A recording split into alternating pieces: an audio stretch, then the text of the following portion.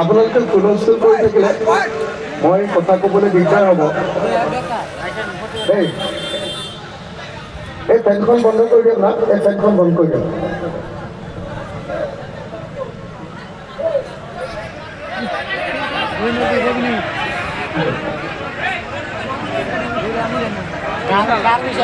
আৰম্ভ কৰিব পাৰোঁনে নোৱাৰোঁ? আৰম্ভ কৰিছোঁ দেই।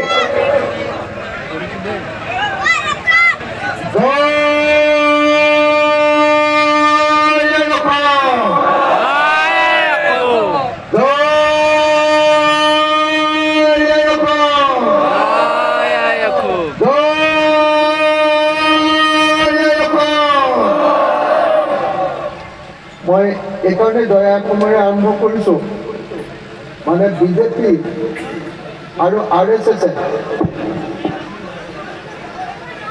বিজেপি আৰু RSS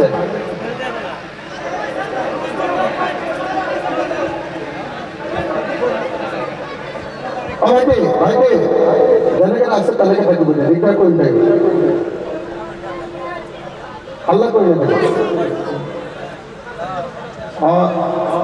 মই এইকাৰণে দয়া অসমেৰে আৰম্ভ কৰিলোঁ।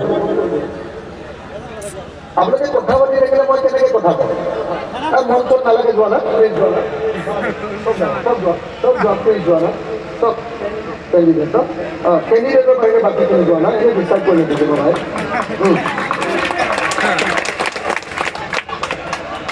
মই দয়া অসমেৰে এইকাৰণে আৰম্ভ কৰিছোঁ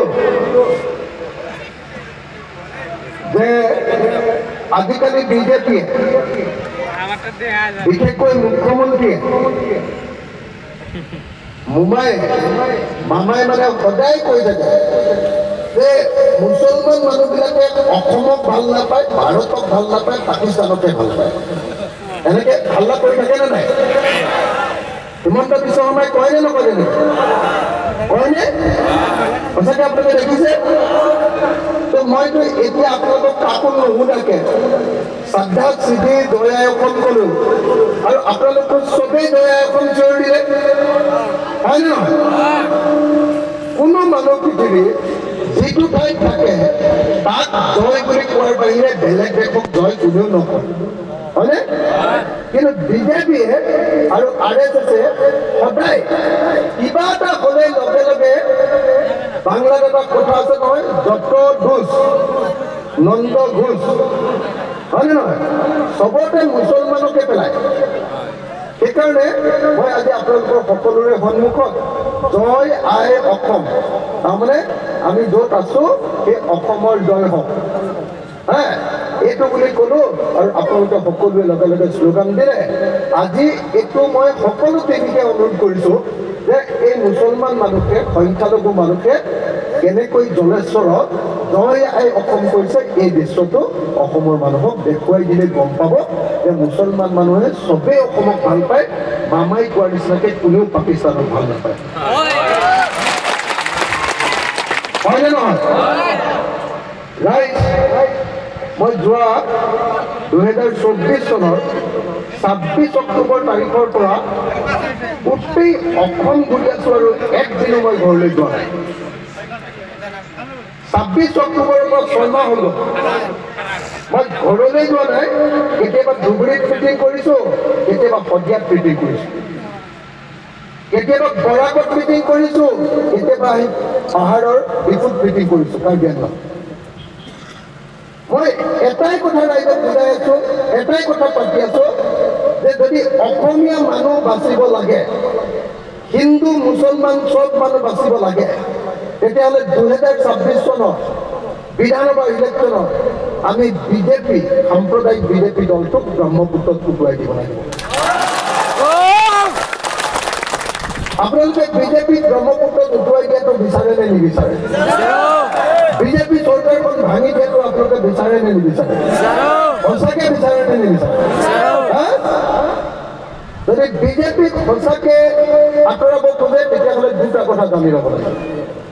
এটা হ'ল যে কিয় বিজেপিক আমি খেদিব খুজিছোঁ, কিয় বিজেপি বেয়া, আৰু 2 নম্বৰ বস্তুটো ক'লে কেনেকৈ আমি বিজেপিক খেদিব পাৰিম এই দুটা কথা জানিলে কৈ গ'ল মোৰ মিটিংখনত অকল এই দুটা কথাই ক'ম মই আপোনালোকে কথা পাতি থাকিলে চমুকে ক'ম আৰু মোক যদি শান্তিৰে কথা ক'বলৈ দিয়ে মই ভালকৈ ক'ম কথা পাতি থাকিলে মই 5 মিনিটত শেষ কৰি দিম মোক একদম শান্তিৰে কোনেও নিজৰ ভিতৰত কথা নাপাতিব মোক নিজকে শান্তিৰে কথা ক'বলৈ দিলেহে মই ভালকৈ ক'ব পাৰিম হয় নহয় আপোনালোকে নিজৰ ভিতৰত কথা পাতি থাকিলে মই ফাংচন কৰি থৈ গুচি যাম দেই ৰাইজ আপোনালোকে দেখি আছে যে নিমখ লৱণ 1 কেজি লৱণৰ দাম বিজেপি অহাৰ আগতে 2 টকা আছে 2 টকা এতিয়া 1 কেজি লৱণৰ দাম কিমান হ'ল 20 টকা হয়নে 20 টকা এইটোৰ কাৰণে মুছলমান জগৰীয়া নেকি হয় নেকি কিন্তু যেতিয়াই মই কওঁ চৰকাৰক ধৰোঁ হিমন্ত বিশ্ব শৰ্মাক ধৰোঁ যে নিমখৰ দাম কিয় বঢ়াইছা কৈছে অখিল হিন্দু বিৰোধী ই মুছলমানৰ লগত আছে শত্ৰুবিলাকৰ লগত আছে মোক কয় আপোনালোকে বিধানসভাত দেখিছেনে নাই মই আৰু হিমন্তই কেনেকৈ কাজিয়া লাগো সঁচাকৈ চাইনে নাচাই নে এনেই কৈ আছে পুৰা চাইনে মই প্ৰত্যেকটো ক্ষেত্ৰতে হিমন্তক ধৰোঁ আৰু যুদ্ধ কৰাৰ নিচিনাকৈ বগৰাই দিবলৈ চেষ্টা কৰোঁ দেখিছেনে নাই আৰু মোকো ধৰে মোক 1 মিনিট 17 ছেকেণ্ড ভাষণ দিবলৈ দিয়ে মই 1 মিনিট 17 ছেকেণ্ডতে একদম গুলি মৰাৰ নিচিনাকৈ মাৰি দিওঁ হিমন্ত বিশ্বই মোৰ ওপৰত 2 ঘণ্টা ভাষণ মাৰি দিয়ে মোক একেবাৰে বগৰাই দিবলৈ চাই তাৰ মাজতে মই এডাল দুডাল কাঁড় মাৰি দিওঁ হিমন্তই খেলি মেলি কৰি য'তে ত'তে পৰি যায় দেখিছেনে নাই দেখিছেনে নাই মই হিমন্ত বিশ্ব শৰ্মাক সোধোঁ যে আপোনালোকৰ বিজেপি